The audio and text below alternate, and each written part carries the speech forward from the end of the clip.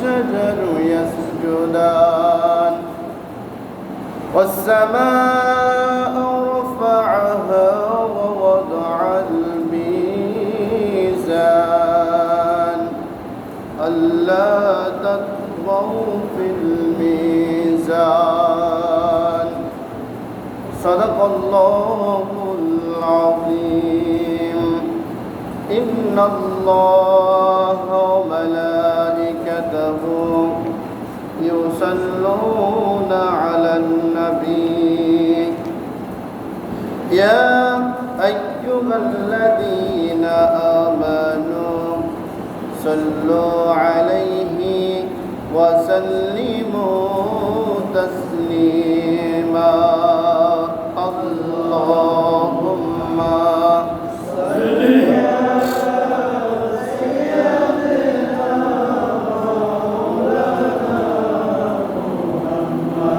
وعلى آل سيدنا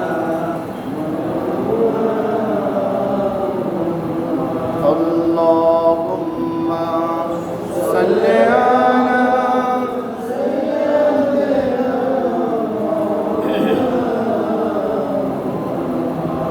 وعلى آل سيدنا حبيبنا نحمده ونصلي على رسوله الكريم উপস্থিত সম্মানিত মুসল্লিবৃন্দ আসসালামু আলাইকুম ওয়া রাহমাতুল্লাহ।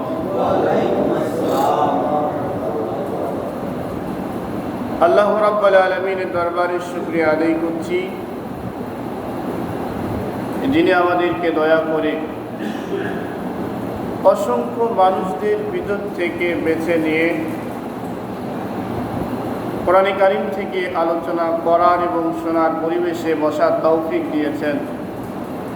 রব্বুল আলামিনের দরবারে শুকরিয়া আদায় করছি। আমরা সকলে বলছি আলহামদুলিল্লাহ। আরো শুকরিয়া আদায় করছি যে আল্লাহ রব্বুল আলামিন অসংখ্য অগণিত মুসলমানদের ভিতর থেকে কোনো রকম প্রশ্ন ছাড়াই আল্লাহ রব্বুল আলামিনের জন্য আমাদের জীবন জৈবন অর্থ সম্পদ পরিবার পরিজন সবগুলাকে ইসলামের জন্য আল্লাহর জন্য পরিচালনা করার সিদ্ধান্ত নিয়ে যথাসময় কোরআন কারীম থেকে আলোচনা শোনার পরিবেশে বসার জন্য আল্লাহ কবুল করলেন, তৌফিক দান করলেন। সকল প্রকার শয়তানি প্রলোভন থেকে হেফাজত করে মসজিদ পর্যন্ত সুস্থ শরীর নিয়ে আসার তৌফিক দিলেন। রব্বুল আলামিনের দরবারে শুকরিয়া আদায় করছি। সকলে আবারও বলছি আলহামদুলিল্লাহ। আলোচনা শুরু করব সূরাতুর রহমান থেকে। এই সূরাটির শুরু দিয়েই রহমান শব্দ উল্লেখ করে আল্লাহ শুরু করেছেন। তার করুণা, তার দয়া, রহমান, তার বিভিন্ন গুণগান দিয়ে এই সূরাতে আল্লাহ রাব্বুল আলামিন শুরু করলেন। এই সূরাটি নাজিল হয়েছে ওই সময় যেই সময় রাসূল সাল্লাল্লাহু আলাইহি সাল্লাম মক্কায় অবস্থান করেছিলেন। নবীজি একদিকে দাওয়াত দিচ্ছেন, ইসলামের কথা বলছেন, সাহাবীরা ইসলাম গ্রহণ করছেন। অপরদিকে কাফেররা, আবু জেহেলের গোষ্ঠীরা, ইহুদি নাসারা, গোটা দেশের মুশরিকরা বিশ্ব নবীর দাওয়াতকে থামানোর জন্য, বিশ্ব নবীর কাছ থেকে দূরে সরে যাওয়ার জন্য হাজারো পাইতারা শুরু করলেন, হাজারো চক্রান্ত শুরু করলেন। বিশ্ব নবীকে একবার নয়, দুইবার নয়, উল্লেখযোগ্য বড় ধরনের কারণগুলা আবু জেহেল তার সামনে হাজির করলেন 50 থেকে 52 জায়গায়। 50 থেকে 52 বার অসংখ্য ধোঁকা দিয়েছেন। তার মধ্যে বড় ধরনের এই ধোঁকাগুলা দিয়ে মানুষদেরকে দূরে সরানোর ষড়যন্ত্র করতে লাগলেন। বর্তমান সারা পৃথিবীতে বর্তমান প্রেক্ষাপটে এই সূরাটি আমাদের অত্যন্ত জরুরি, তার বিষয়বস্তু আমাদের জানা। সারা পৃথিবীতে আজকে মুসলমানদের উপরে অত্যাচার চলছে, তথা আলেমদের উপরে জুলুম চলছে, নির্যাতন চলছে। যারা কোরআনের হক কথা বলছে, দাওয়াত দিচ্ছে, কোরআনের দিকে আহ্বান যারা করছে, তাদের অমানবিক অত্যাচার শুরু করেছে। এই অত্যাচার শুরু করে কি বোঝাতে চাচ্ছেন তারা? এনারা বোঝাতে চাচ্ছেন ভয় ভীতি দেখিয়ে, হামকি ধামকি দেখিয়ে, জেল জুলুম দিয়ে, রিমান্ড দিয়ে, নানান রকমের নির্যাতন করে বাংলার জমিন থেকে এই দাওয়াতকে মুছে ফেলা যায় কিনা দেখি, সারা পৃথিবী থেকে আলেমদেরকে থামানো যায় কিনা দেখি। আল্লাহ রাব্বুল আলামিন তিনি বলতেছেন, ইন্না নাহনু নাযালনা যিকরা ওয়া ইন্না লাহু লাহাফিজুন। কোরআন নাজিল করেছি আমি, কোরআনের দায়িত্ব গ্রহণ করেছি আমি, এবং এই কোরআনকে পরিপূর্ণ প্রচার প্রসার, আগানো পিছানো এবং সম্পূর্ণরূপে এই কোরআনের দায়িত্ব আমি আল্লাহ গ্রহণ করেছি। সুবহানাল্লাহ। আল্লাহ যদি গ্রহণ করেন, বিশ্ব নবীকে এত রকম নির্যাতন করে ইসলামকে থামানোর যেই চেষ্টা করেছিল, ইসলামকে তারা থামাইতে পারে নাই। পারছিল? বলেন, পারে নাই। কেন পারে নাই? আল্লাহ রাব্বুল আলামিন নিজে চ্যালেঞ্জ করেছেন, অপরদিকে এরা চ্যালেঞ্জ করলে আমরা থামিয়ে দেব। সেই জন্য এই সূরাটা যখন নাজিল হচ্ছে, কুরাইশদের নেতাদের কাছে আব্দুল্লাহ ইবনে মাসউদ রাদিয়াল্লাহু তাআলা আনহু কাবা শরীফে গেলেন। বিষয়টা খুব ভালো করে মনোযোগ দিবেন। কাবা শরীফে গেলেন, যাওয়ার পরে কুরাইশ নেতা যারা নেতৃত্ব দিচ্ছিল তাদেরকে ডেকে বললেন, দেখো তোমরা যে কাজ করছো, এই কাজ করে থামানো যাবে না, বন্ধ করা যাবে না। ইসলামকে নিয়ে যে ছিনিমিনি করছো তোমরা, এই কাজ তোমরা করো না, এটা বন্ধ করো, এটা অন্যায়, এটা খারাপ।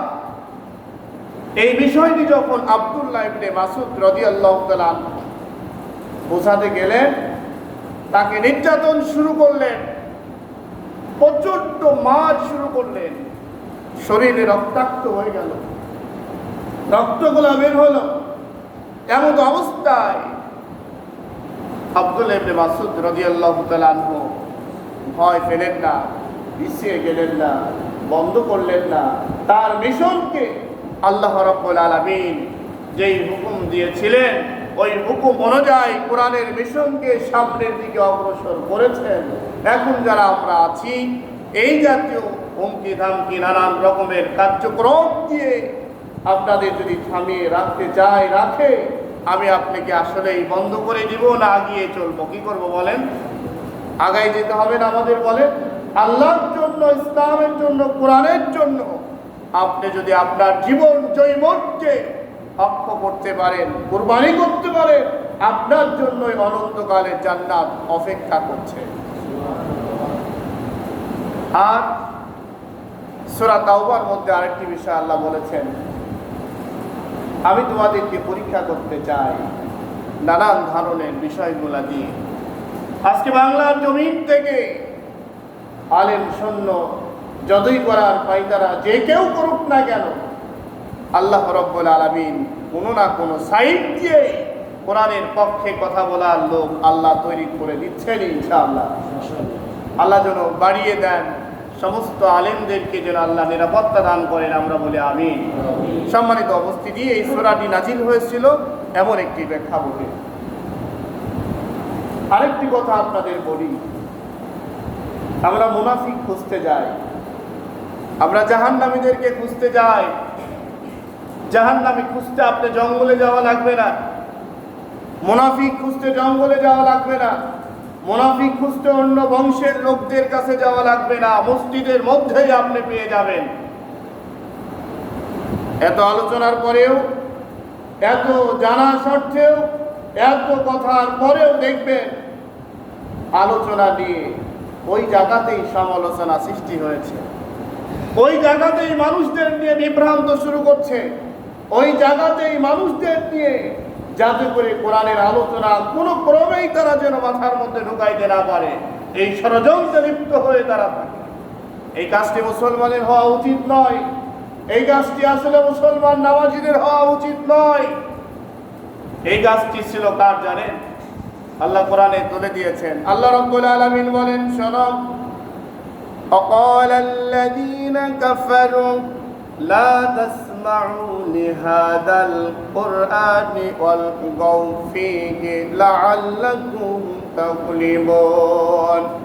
আল্লাহ রাব্বুল আলামিন কোরআনে কারিমের মধ্যে ইঙ্গিত করে কিয়ামত পর্যন্ত ইতিহাসকে রাখলেন। এই কারণে বিশ্বনবী জনাবে মুহাম্মদুর রাসূলুল্লাহ সাল্লাল্লাহু আলাইহি ওয়াসাল্লাম কোরআনের যখন কথাগুলা বলতেছিলেন, দাওয়াত দিচ্ছিলেন, আহ্বান করতেছিলেন, মানুষদেরকে নিয়ে যখন গবেষণা করতেছিলেন, মানুষদেরকে যখন জাহান্নামের ভয় দেখাচ্ছিলেন, জান্নাতের দিকে অগ্রসর করার চেষ্টা করতেছিলেন, সেই সময় আবু জেহেলের সিদ্ধান্ত হলো কোন ক্রমে, কোনো মতে, কোন রকম যেন ওই জায়গায় সুস্থ সুন্দরভাবে যেন লা তাসমাউ, আল্লাহর কোরআনের কথাগুলো যেন পরিষ্কারভাবে বলতে না পারে, আলোচনা করতে না পারে, তোমরা বিশৃঙ্খল সৃষ্টি করে দাও, সমালোচনা সৃষ্টি করে দাও, দ্বন্দ্ব বাঁধিয়ে দাও, ফিতনা সৃষ্টি করে দাও,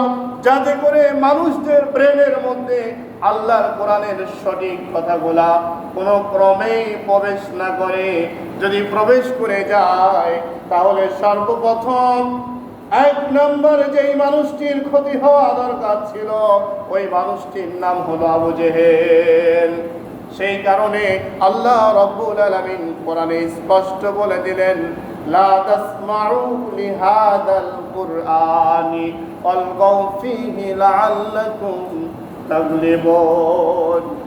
আল্লাহ রাব্বুল আলামিন এই সিদ্ধান্তটা আজকেও সমাজের মধ্যে যারা হলো কোরআনের কথা বলতে যারা বাধা সৃষ্টি করে দেয়, কোরআনের বিরুদ্ধে যারা অবস্থান নিয়ে নেয়, হক এবং বাতিলের যেখানে কথাবার্তা বলার সময় ফিতনা লাগিয়ে দেয়, সমালোচনায় লিপ্ত হয়ে যায়, মানুষদেরকে সুন্দরভাবে কোরআনের রাস্তায় চলতে বাধা দিয়ে দেয়, আপনি নিঃসন্দেহে মনে রাখবেন ওই মানুষটা আর আবু জেহেলের মধ্যে কোনো পার্থক্য নাই। আমার ভাইরা, আল্লাহ রাব্বুল আলামিন এই সূরা রহমান যখন নাজিল করলেন, মক্কা শরীফে, মক্কা নগরীতে, মক্কাবাসীদের সামনে বিশ্ব নবীকে বাধা দিয়ে ইসলামকে দমন করার যখন ষড়যন্ত্র হয়েছিল, আল্লাহ রাব্বুল আলামিন সূরা রহমান নাজিল করে বিশ্ববাসীকে জানিয়ে দিলেন। আল্লাহ বললেন, আর রহমান, এটা এমন একটি রহমান, এমন একটি তোমাদের মালিক, এমন একটি আল্লাহ, এমন একটি তোমাদের গড, এমন একটি প্রভু, এমন একটা স্রষ্টা। বান্দা একটু চিন্তা করে দেখো, আল্লাহর অপর নাম হলো রহমান। রহমান শব্দ কেন লাগিয়ে দিলেন? দেখো, তিনি এমন করুণা, এমন দয়ালু, এমন তার অগ্রগতি। আমি আপনি যখন অসুস্থ হয়ে যাই, আমি আপনি অসুস্থ যখন হয়ে যাই, বিছানায় যখন শুয়ে পড়ি, অ্যাক্সিডেন্ট বলেন, বড় ধরনের বিপদ যখন চলে আসে, আমরা সব সময়ের জন্য ওই মুহূর্তে যাকে ডাক দিই, যাকে স্মরণ করি, যাকে আমরা অন্তরের অন্তঃস্থলের মধ্যে সবচাইতে বেশি প্রাধান্য দিয়ে দিই, তিনি হলো রহমান। আল্লাহ তখন ডেকে বলেন, আমি ডাকতেছি আল্লাহ, আল্লাহ আমাকে বাঁচাও, আমাকে রক্ষা করো, আমাকে সাহায্য করো। আল্লাহ রাব্বুল আলামিন তখন বলে, আমার ফেরেশতারা শোনো, আমি যে আমার বান্দার জন্য রহমান, সারা পৃথিবীর জন্য আমি রহমান। আমার বান্দা যখনই বিপদে পড়ে যায়, মুসিবতের মধ্যে পড়ে যায়, আমার বান্দা আর কাউকে ডাকে না, কাউকে ডাকে না। আমার বান্দাগুলা শুধু আমি আল্লাহ ছাড়া কাউকে বোঝে না, আমি আল্লাহর দায়িত্ব হয়ে যায়। আমার রহমান নামের উসিলা করে আমার সমস্ত বান্দাদেরকে আমি স্বস্তি দিয়ে দিই। সুবহানাল্লাহ, তিনি হলো রহমান। আমার ভাইরা, রহমান দেখেন আরো কি করেছেন আমাদেরকে। আল্লাহ বলতেছে, বান্দা তোমার পায়ের তালু থেকে মাথার চুলের দিকে তুমি তাকাও। আজকে তুমি যাদের নিয়ে সমালোচনা করো, যাদের বিরুদ্ধে কথা বলো, যাদের নিয়ে তুমি নানান রকমের ষড়যন্ত্র লিপ্ত হয়ে আছো, তাদের অন্য কোনো কারণ নাই, একটা কারণ শুধুমাত্র তাদের কাছে আমি কোরআন দিয়েছি, কোরআন নিয়ে তারা মেনে চলতে চায়। আল্লাহ সূরা বুরুজের মধ্যে বলেন, ইন্নাল্লাযীনা ফাতানুল মুমিনিনা ওয়াল মুমিনাতি সুম্মা লাম ইয়াতুবু ফালাহুম আযাবু জাহান্নামা ওয়া লাহুম আযাবুল হারিক। আমার ভাইরা, আল্লাহ পরিষ্কার করে বললেন, গোটা পৃথিবীর মুশরিকরা কেন এই কাজ করতেছে, আজকে আলেমদের গ্রেফতার কেন করা হয়। আপনি তাকিয়ে দেখুন, মদের আড্ডায় গিয়ে দেখুন, কত মদের আড্ডায় মানুষগুলা পড়ে আছে। ইয়াবার ব্যবসার মধ্যে কত মানুষ পড়ে আছে, অধিকারের মধ্যে কত মানুষ পড়ে আছে। অসংখ্য জায়গায়, যেই জায়গা আল্লাহ হারাম করেছেন, হারাম জায়গার মধ্যে কত মানুষ পড়ে আছে। কোনো সমস্যা নাই, আপত্তি নাই, কিন্তু কোরআনের হক কথাগুলো যখন কোন আলেম ওলামা বলতে চায়, তখনই তাদেরকে বাধা দিয়ে তাদের জীবনটা ধ্বংস করার জন্য ষড়যন্ত্র সিদ্ধান্ত নেয়। এটা কেন নেওয়া হয়? এই কারণে নেওয়া হয়, এরা যদি এইভাবে আগাতে থাকে, কথা বলে, আমার সব অস্তিত্ব বিলীন করে দিবে। যেটা আবু জেহেল করেছিল, এটা আবু জেহেলের কাজ, মুসলমানদের কাজ নয়। আমার ভাইরা, আল্লাহ রাব্বুল আলামিন বলতেছে, তিনি রহমান। যে রহমান তোমাদের একটা সুন্দর বিবেক দান করেছে, এই বিবেক দিয়ে তুমি যদি যাচাই করো বান্দারে, এই যে আমরা যারা বসে আছি এখানে, প্রত্যেকটা মানুষকে আল্লাহ একটা বিবেক দিয়েছে। একটি মেয়ে যাচ্ছে রাস্তা দিয়ে বেপরদায়, বেহাপনা উলঙ্গ অবস্থায় যাচ্ছে, আপনি ওই মেয়ের দিক তাকাবেন কি তাকাবেন না, আপনার এই জায়গায় সিদ্ধান্ত দিয়ে দেয়। একটা অপরাধ করার সময় আপনি করবেন কি করবেন না, এই জায়গার থেকে একটা সিদ্ধান্ত আসে না, বলেন? এই জায়গা বলে দেয়, এটা ভালো, এটা খারাপ, এটা করো বা করবে না। এই আদালত থেকে, এই বিবেক থেকে আপনাকে বলে দেয়। যদি আপনার বিবেক ভালোর দিকে অগ্রসর হয়, আপনি মনে করেন আপনি ইমানদার। আর আপনার বিবেকটা যদি অপরাধকে গ্রহণ করে, অন্যায়কে সাপোর্ট করে, আপনি মনে করবেন না যে আমি একজন ইমানদার। কারণ ইমানদারদের সাথে আছেন স্বয়ং আল্লাহ। ইমানদারদের সাথে কে আছে বলেন? আল্লাহ আছে। আপনারা, আমরা যারা আছি, আমরা ইমানদার, কোনো সন্দেহ আছে বলেন? কোনো সন্দেহ নাই। আমরা ইমান দিয়ে আসছি জন্যই, আল্লাহকে ভয় করি, শ্রদ্ধা করি, আল্লাহকে আমরা সাধুবাদ জানাচ্ছি, আল্লাহর ইবাদত করছি, আল্লাহর বন্দী করছি। হাতানুল মুমিনিনা ওয়াল মুমিনাত, এতে যত জুলুম আসুক না কেন, আমরা সকলে ইমানের উপরে অটল থাকতে চাই ইনশাআল্লাহ। থাকতে চাই না বলেন? আমার ভাইরা, আল্লাহকে যখন রহমান স্বীকার করে নিলেন, এবার আল্লাহ আমাকে আপনাকে কাজ দিয়ে দিলেন। আল্লাহ বলতেছে, বান্দা আমি তো তোমাকে সৃষ্টি করেছি, তুমি তো জানো আমি তোমার কেমন রহমান, আমি তোমার কেমন দয়ালু। আমি চাই না কোনো সময়ের জন্য, যেমনটি দেখুন, আপনি একটা বিল্ডিং করবেন অথবা একটা গাড়ি কিনছেন, ড্রাইভারটি যদি আপনি গাড়ি চালান, আপনি কি ড্রাইভারই বলবেন যে গাড়ি যেদিক সেদিক দিয়ে তুই নিয়ে যা, গাড়ির যা হয় হোক, তার সমস্যা নাই, তুই যেন ভালো থাকিস? না, বলবেন যে বাবা দেখি শুনে চলো, গাড়িটা যেন সুন্দর থাকে, তুমিও যদি নেওয়ার মতো চলো। বাড়ি করবেন, বাড়ি করার সময় আপনি চিন্তা করবেন এই বাড়িটা যেন কালবৈশাখী ঝড় আসার আগে আমার বুকের উপরে চেপে না বসে। বাড়িটার ইট, সিমেন্ট, রড যেগুলো আছে সবগুলা শক্ত করে দাও, মজবুত করে দাও, যাতে করে দুর্ঘটনা মুক্ত হয়ে যায়। প্রত্যেকটা মানুষ একটি কাজ করার পূর্বে সিদ্ধান্ত নেয় যাতে করে ক্ষতির থেকে বাঁচা যায়, ক্ষতি না হয়, এই চিন্তা চেতনা আমাদের সকলের আছে। আছে না নাই বলেন? এই বডিটা আল্লাহ তৈরি করলেন, এই বডিটাকে আল্লাহ তৈরি করে দিলেন। না অন্য কেউ করেছে? বলেন, অন্য কেউ করেছে? না, আল্লাহ করেছেন। আল্লাহ আমি রহমান আর রহমান, আমি তোমার রহমান, আমি সেই সত্তা যিনি আমি তোমার বডিকে তৈরি করেছি, তোমাকে সৃষ্টি করেছি। আমি এই বডিটা পরিচালনা করার জন্য আল্লামাল কোরআন, আমি তোমাকে একটা গাইড দিলাম, কোরআন দিলাম। আমার ভাইরা, তাহলে প্রথম নাম্বার হলো আমাদের যিনি, তিনার নাম হলো রহমান। তিনার নাম কি বলেন? তিনার নাম হলো রহমান। তিনি রহমান, এতক্ষণ সব রহমানের পরিচয়। তিনি হলো রহমান। রহমান দিলেন কোরআন, আল্লামাল কোরআন। রহমান কি দিলেন? কোরআন দিলেন। কাকে দিলেন? এখনো কিন্তু আল্লাহ বললেন না। আল্লাহ বললেন আর রহমান আল্লামাল কোরআন, আমি কোরআন দিয়েছি।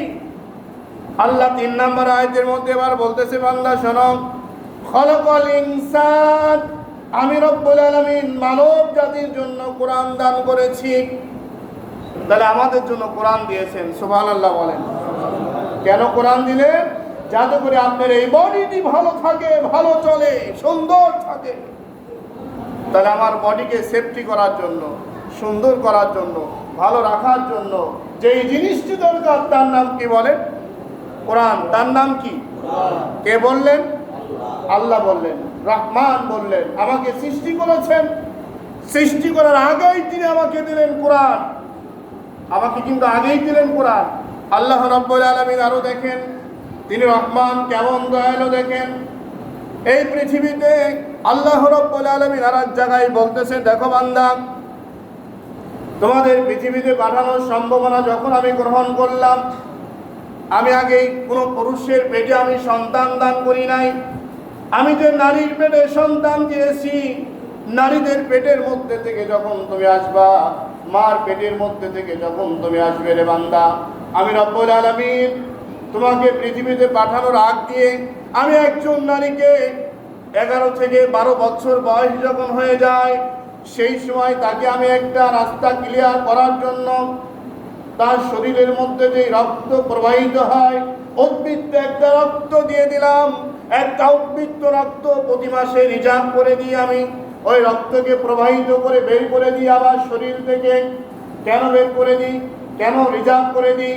আমি রব্বুল আলামিন যেহেতু রহমান, যাতে করে পৃথিবীতে যাওয়ার আগ পর্যন্ত তোমার সমস্ত দিক নির্দেশনাগুলো ক্লিয়ার হয়ে যায়।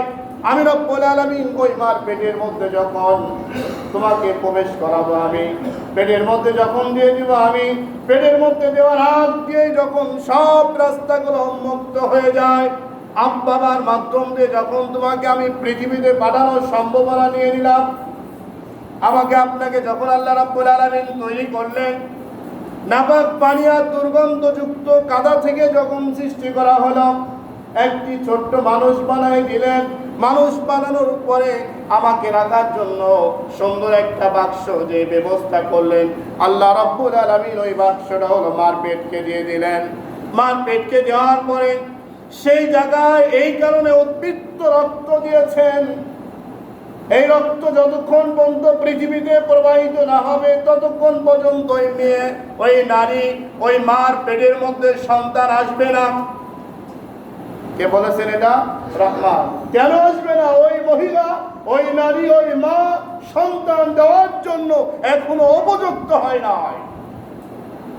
আমাকে যখন মার পেটের মধ্যে দেওয়া হলো, ওই যে আগে যে রক্ত প্রবাহিত করেছিলেন আল্লাহ, আমি পেটে যাওয়ার সাথে সাথেই 3 থেকে 3.5 থেকে 4 মাস বয়স যখন হলো মার পেটের মধ্যে, ওই রক্তটা রক্ত নয়, ওই রক্তকে আল্লাহ খাদ্য হিসাবে দিয়ে দিলেন। সুবহানাল্লাহ বলেন। তাহলে আগে খাদ্য দরকার ছিল না আগে আমার দরকার ছিল? কোনটা দরকার?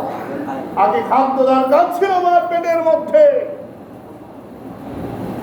কে দিয়েছেন? রহমান দিয়েছেন। এই জন্য তিনি আমাদের রহমান। আল্লাহ বলছে আমি রহমান।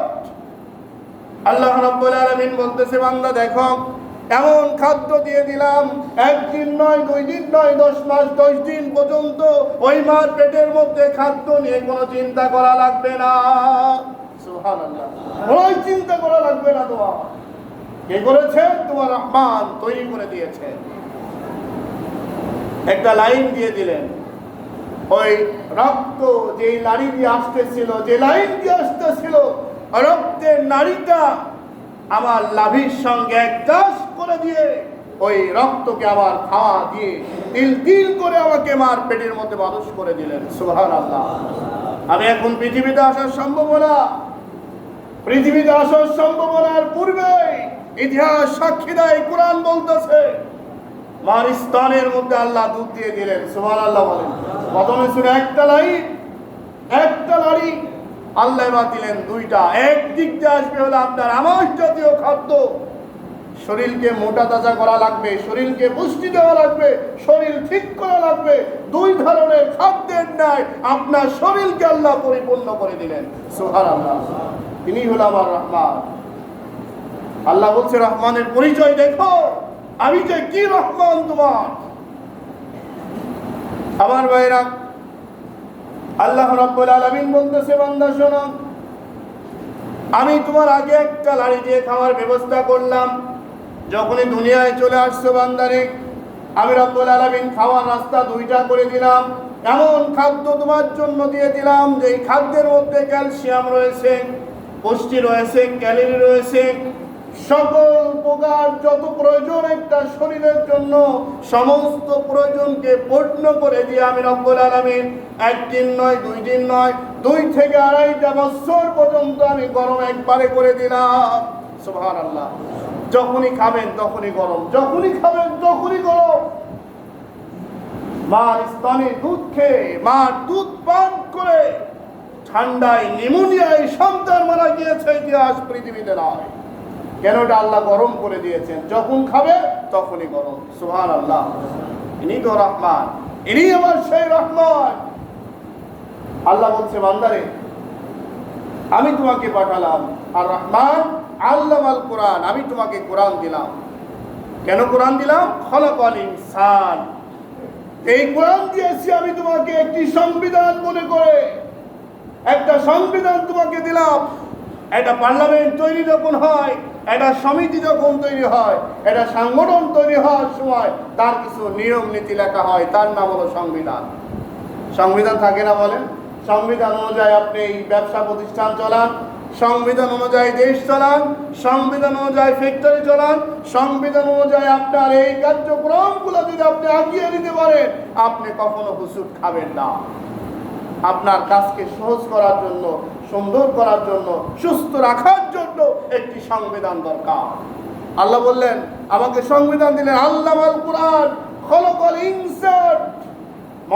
মানুষের জন্য আল্লাহ কোরআন দিলেন। কেন কোরআন দিলেন? আল্লাহ রাব্বুল আলামিন বলতেছেন আল্লামাহুল বায়ান, এই কোরআন তেলাওয়াত করো, গবেষণা করো, এই সংবিধান দিয়ে তোমার জীবনের শুরু থেকে শেষ মুহূর্ত পর্যন্ত প্রত্যেকটা জায়গায়, প্রত্যেকটা জায়গায়, প্রত্যেকটা শাখা প্রশাখায় একমাত্র এই সংবিধান বাদে তুমি চলো না। যখনই তুমি চলবা তখনই তোমার বিপদ নেমে আসবে। যখনই তুমি সংবিধান মাইনাস করে চলবে তখনই তোমার মধ্যে একটা বিভ্রান্ত সৃষ্টি হয়ে যাবে। আজকে মুসলমান তাকিয়ে দেখুন, কোরআন ছেড়ে যাওয়ার কারণে, কোরআন থেকে দূরে সরে যাওয়ার কারণে, কোরআনকে না মানার কারণে, কোরআনের বিরুদ্ধে চলার কারণে আজকে সারা পৃথিবীর মধ্যে গজব আছে না নাই? আছে না বলে? আজকে সমাজকে পরিবর্তন যদি করতে যায়, মূল সংবিধানের কাছে ফিরে যেতে হবে আপনাকে। কে বলেছেন এই বিষয়? আল্লাহ বলেছেন। আর রহমান তিনি বলেছেন, আর রহমান আল্লামাল কোরআন, আমি কোরআন দিয়েছি এই জন্য খলাকাল ইনসান আল্লামাহুল বায়ান, মানুষগুলা যেন কোরআনের আলোচনা দিয়ে, কোরআন দিয়ে জীবন জৈবন সব কিছু পরিবর্তন করতে পারে। আমার ভাইয়েরা, আমরা যারা আছি বসে, আমরা কি কোনো একটা দিন আমরা কি আমার জীবনে কোরআন দিয়ে বাস্তবতায় মিল করে দেখেছি যে আসলে আমার কোরআনটা কতটুকু আছে? আমরা যারা নামাজি, আমরা যারা নামাজ পড়ি, নামাজি, রোজাদার, আল্লাহর উপরে বিশ্বাস অটল, এরপরে দেখবেন আমাদের জুব্বা, পাগড়ি, তসবিহ, তাহলিল কোনো কিছু ত্রুটি নাই, কিন্তু তাকিয়ে দেখুন 100% কোরআন মেনে চলছে না। সে বাস্তব নয় বলেন? চলছে না। ফ্যামিলির মধ্যে নাই, সংসারের মধ্যে নাই, সমাজের মধ্যে নাই, অর্থের মধ্যে নাই, ব্যবসার মধ্যে নাই, রাষ্ট্রীয় পর্যায়ে নাই। না থাকার কারণে আমরা চতুর্মুখী আক্রান্ত হয়ে যাচ্ছি, কিন্তু আমরা বুঝতে পারছি না। কেন বুঝতে পারছি না? বোঝার যে যোগ্যতা দরকার, যে সাহস দরকার, জ্ঞান দরকার। আমরা অনেকেই ভাবি কি জানেন, আরে আমার চাইতে ভালো কিটা আছে, কাউ দেখি অমুকের বাপ। কি করিনি জীবনে? আমরা করিনি কি বল? নামাজ পড়া দরকার, নামাজ পড়িও, সেটা কত পড়লাম। ইদানিং তাহাজ্জুদ শুরু করেছি গো, তাহাজ্জুদ পড়িয়ে দেন। এরকম গল্প বিভিন্ন জায়গায় দেখবেন, কিন্তু মূল জায়গায় আল্লাহ মাল কোরআন। আল্লাহ যে বললেন কোরআন বাইরে, কোরআনের বাইরে তুমি চলবে না। সারাদিন যদি 20টা কথা বলে, দেখবেন 20টার মধ্যে তার কিছু কিছু মানুষ আছে তার আরো কয়েক গুণ বেশি হয়ে যায়, আবার কিছু কিছু মানুষ আছে দেখবেন সমান খুবই কম। এই যে আমার কথাবার্তা, চলাফেরা, ওঠা বসা সব কিছুর মধ্যে আজকে যদি কোরআন ভিত্তিক হয়ে যায়, আমার তার কোনো সমস্যা থাকার কথা না। যত মানুষ আমরা এখানে বসে আছি, দেখুন এই মানুষগুলা আমরা একমাত্র আল্লাহ সন্তুষ্টর জন্যই আসছি, না অন্য কারো বলেন? কারোর জন্য আছে বলেন? নাই। ইদানিং দেখা যায় সুবিধার কারণে আমি আশ্চর্য হয়ে যাই কোনো সময়। আপদ বিপদ আল্লাহ দিবেন, ঠিক আছে, প্রত্যেকটা মসজিদেই দেখবেন 2-4 জন এরকম থাকেই। আচ্ছা দেখেন, এই বডিতে যারা হুন্ডা চলান, আচ্ছা হুন্ডা চলানোটা আসলে কি শক্তি লাগে কি লাগে না বলেন? শরীরের মধ্যে একটা ঝাঁকি লাগে না বলেন? সাইকেল যারা চলান একটা ঝাঁকি লাগে না বলেন? আপনি হেঁটে হেঁটে চলছেন, একটা ঝাঁকি লাগে না? কিছু মানুষ দেখেন আল্লাহকে সেজদা করা লাগবে, তার যৌবনকালে আল্লাহ সেজদা করতে পারে নাই, যৌবন শেষ হওয়ার পরে নামাজ শুরু করেছে অনেকে, এখন বন্ধ কপাল দিয়ে আল্লাহ সেজদা করতে পারছে না। এমন মুসল্লি আছে না নাই বলেন?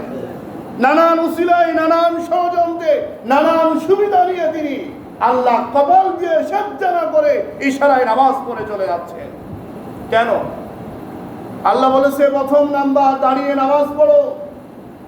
দাঁড়িয়ে নামাজ পড়া মানে হলো এই না। সেদিন আমার এক মুসল্লিকে জিজ্ঞাসা করতে, আপনি দাঁড়ায় নামাজ পড়েন কেন? কয় দাঁড়িয়ে নামাজ পড়া যে ফরজ, তাই রুকু সেজদা করলেন না? কয় মাজার সমস্যা। তো রুকু সেজদা তো নামাজের মূল শর্ত, আপনাকে সেজদা করতে হবে আল্লাহকে। তাহলে আপনি চেয়ারে বসে পড়েন, মাটিতে বসে পড়েন, এমনি বসে পড়েন? কয় না, দাঁড়িয়ে নামাজ পড়া ফরজ, কাতারের মাঝখানে দাঁড়িয়ে যায়। এমন মুসল্লি আছে না নাই বলেন? অনেক জায়গায় দেখবেন কাতারের মাঝখানে দাঁড়িয়ে আছেন। কেন? বিশ্বাস করুন, আল্লাহ কাউকে জুলুম করেন নাই, একদম ইজি করেছেন। কেন? তিনি আমাদের রহমান। আমার সম্পর্কে আপনারা জানার আগেই জানেন আল্লাহ। কে জানেন বলেন? আমরা কিন্তু জানি, কিন্তু জানার পরে আমরা বন্ধুত্বায় নষ্ট হয়ে যাবে, আত্মীয়তা নষ্ট হয়ে যাবে, সম্পর্ক ছিন্ন হয়ে যাবে। সেই কারণে হক কথাগুলো বলতে আমরা লজ্জা করি। একজন মানুষ হাঁটছে, 2 কিলো 3 কিলো হেঁটে যাচ্ছে, ব্যায়াম করছে, উনি কপাল দিয়ে সেজদা করতে আল্লাহকে পারে না। কেন? তার তকদিরে নাই, তকদির খারাপ। কারণ সে সারাটা জীবন কোরআনের পক্ষে যদি চলতো, কোরআন বুঝতো, কোরআন জানতো, অবশ্যই তার ভিতরে এটা চলে আসতো। আজকে দেখুন আল্লাহ বললে দাঁড়িয়ে নামাজ পড়, আপনি দাঁড়িয়ে নামাজ পড়তে ব্যর্থ, অসুস্থ, দাঁড়িয়ে নামাজ পড়তে পারছেন না। আল্লাহ বলেন বসে নামাজ পড়, আপনি বসে নামাজ পড়তে পারেন নাই। আল্লাহ 3 নম্বর অপশন দিয়েছেন, আপনি শুয়ে শুয়ে ইশারায় নামাজ পড়ো। আমি আল্লাহকে যেইভাবে ডাকবা, যেইভাবে স্মরণ করবা, আমি আল্লাহ সেইভাবেই তোমার ডাকে সাড়া দিয়ে দেবো। সুবহানাল্লাহ। তাহলে এর চাইতে সুবিধা আর কিছু আছে বলেন? আর কি সুবিধা নেবেন বলেন? আর কি সুবিধা দরকার?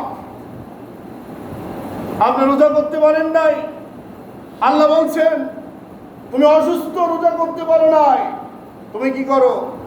রমজান মাসে একজন মিসকিনকে সেহরি এবং ইফতারের যে খরচটি তুমি দান করে দাও, আমি আল্লাহ তোমার রোজা সব আমি দান করে দিয়ে দেবো। সুবহানাল্লাহ। প্রত্যেকটা জায়গায় আল্লাহ আমাকে রহমান, যিনি যেহেতু আমাকে দয়া করেছেন, আমরা বুঝি না। আমরা এখন আমার সুবিধা মোতাবেক আমি চলতে চাই, আমার সুবিধা মোতাবেক চলতে চাই। সেই জন্য আল্লাহ বলছে না, খলাকাল ইনসান আল্লামাহুল বায়ান। আমি কোরআন দিয়েছি এই জন্য, কোরআন পড়ো, কোরআন জানো, কোরআন বুঝো, কোরআন দিয়ে তোমার জীবনকে পরিচালনা করো বান্দা। যদি করতে পারো, আমি আল্লাহ তোমাকে বলে দিলাম, তোমার জীবন জৈবন সব কিছুর মধ্যে শান্তি দিয়ে পরিপূর্ণতা করে দেব। সুবহানাল্লাহ। এই মানুষগুলা যারা আমরা বসে আছি, বিশ্বাস করেন, এই মানুষগুলা যদি আমরা সকলেই যদি ভালো হয়ে যায়, সুন্দর হয়ে যায়, মনে করুন এই যে একটা ব্যবসা প্রতিষ্ঠান এলাকা, এখানে তো আর কেউ খারাপ নাই, সবাই ভালো। তাহলে আপনি দোকান থেকে যদি মসজিদে আসেন, আপনার ভিতরে কি দুশ্চিন্তা আসবে আর বলেন যে আমার চুরি হলো কিনা, চুরি হবে কিনা, আমার কি ক্ষতি হলো কিনা, আমার ভয় আছে কিনা ইত্যাদি? কোনো বিষয় নয়। কারণ প্রত্যেকটা মানুষের মধ্যে আল্লাহ একটা দারোগা দিয়েছেন, একটা দারোগা সেট করে দিয়েছেন। ওই দারোগা বলতে পারবে আপনার ভিতরটা সম্পর্কে, তার নাম হলো আপনার বিবেক। আপনার বিবেকটা আপনার সম্পর্কে ক্লিয়ার ধারণা দিতে পারবে আপনি ভালো কি খারাপ, আপনি ভালো কাজ করছেন কি খারাপ কাজ করছেন, আপনি বৈধ চলছেন কি অবৈধ চলছেন, আপনি কি করবেন। আপনার আয়নার সামনে দাঁড়ালে আয়না যেমন সব বিষয়গুলো বলে দেয়, আপনার বিবেক নামক আয়নাও আপনার সম্পর্কে সব বলে দেবে। এখন বলুন তো, যে আয়নার সামনে আপনি দাঁড়ালেন, সে আয়নার পিছনে নিগেল দেওয়া থাকে, রং দেওয়া থাকে। এবার আপনি আয়নার সামনে দাঁড়ালে আপনার চেহারাটা ভেসে আসবে। এখন আয়নার সামনে নিগেল নাই, এখন যদি আয়নার সামনে দাঁড়ান, যতই দাঁড়ান, আপনার চেহারা কি ভেসে আসবে বলেন? আসার সম্ভাবনা আছে বলেন? নাই পিছনে। তার নাম হলো কি? ওই রংটা নাই, রংটা। আমি আপনি দাঁড়াচ্ছি, আমার বিবেক রয়েছে, আমার ভুল ত্রুটিগুলো সব ধরা পড়ছে না। তার মূল কারণ হলো এই বিবেকের মধ্যে আল্লাহর ভয় সৃষ্টি হয় নাই, ঈমান তৈরি হয় নাই, ঈমানকে মজবুত করতে পারি নাই। না পারার কারণেই অন্যায়কে আমি অন্যায় বলতে পারছি না, ন্যায়কে ন্যায় বলতে পারছি না, অপরাধীকে অপরাধী বলতে পারছি না, এককে এক বলতে পারছি না, দুইকে দুই বলতে পারছি না। এজন্য সম্মানিত উপস্থিতি, এই সূরাটা নাজিল হয়েছিল মক্কায়, সূরাতুর রহমান। এমন একটি প্রেক্ষাপটে নাজিল হয়েছিল, এই প্রেক্ষাপটটা বর্তমান সমাজ ব্যবস্থার মধ্যে 100% মিল রয়েছে। এর থেকে আমাদের শিক্ষা গ্রহণ করা দরকার। তাই আসুন আমরা সকলেই আল্লাহ রাব্বুল আলামিনের এই ঘোষণা মোতাবেক আমাদের জীবনটা, অন্তত আমাদের আয়নাটা পরিষ্কার করে নিই।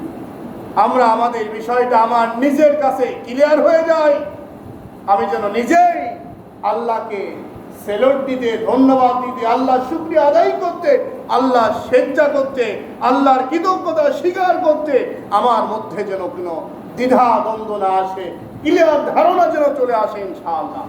আল্লাহ তাআলা তৌফিক দান করে। আমরা সকলে বলে আমিন। ওয়াখির দাওয়ানা আলহামদুলিল্লাহি রাব্বিল আলামিন। যারা সুন্নাত পড়েন নাই, 4 রাকাত সুন্নাত পড়েন।